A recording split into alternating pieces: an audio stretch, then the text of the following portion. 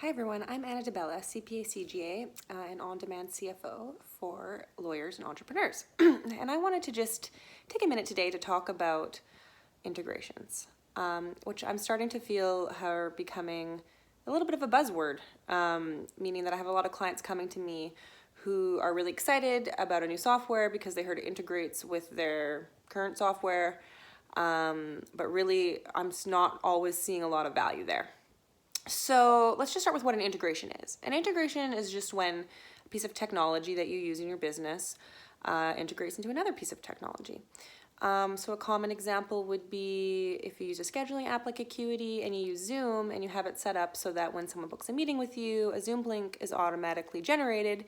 That's because Acuity and Zoom are integrated.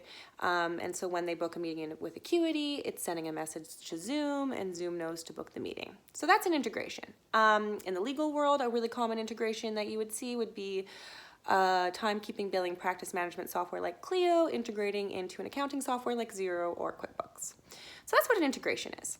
So why do you want to utilize technology that integrates? Well, the main pro is that it provides efficiency and automation. So if the integration works well, it can relieve double entries. So for the Clio accounting software example, you do your time and your billing in Clio. When you create a bill in Clio, if it integrates with your accounting software, it will automatically tell your accounting software that a bill has been created and it will create a bill in your accounting software. Same when you apply a payment, if you apply it in Clio, it would tell your accounting software automatically that that payment has been applied and it would automatically do that transaction in your accounting software.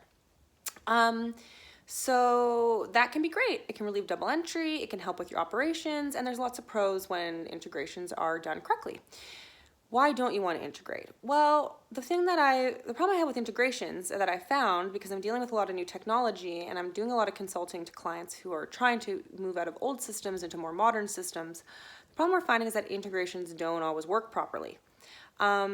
And that can cause a lot of problems. It can cause really actual significant problems, meaning that your operations can be disrupted by that, your reporting, your ability to bill clients, your ability to have reliable financial records. So integrations can also be risky when they're new, and because they don't always work as promised by the vendors. So that's the issue.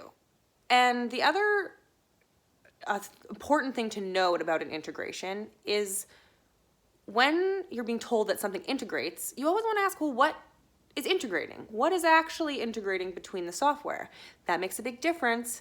And it's not ever safe to assume that anything would integrate. You want to get specific information. So here's my warning that I would heed to you.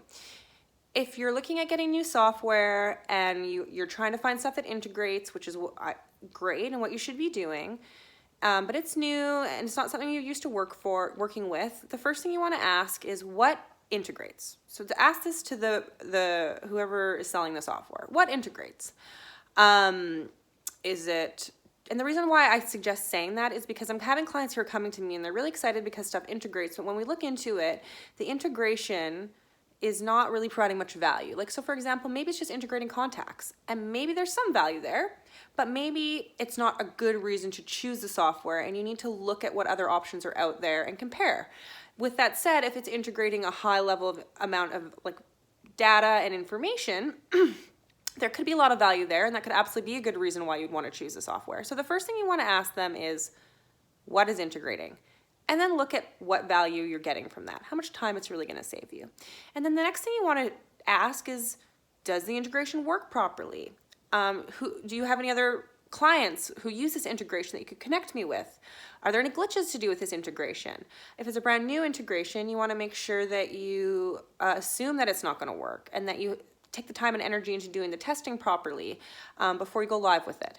So heed my warning on integrations. They can really benefit your business, but they can also really cause you problems and cost you money.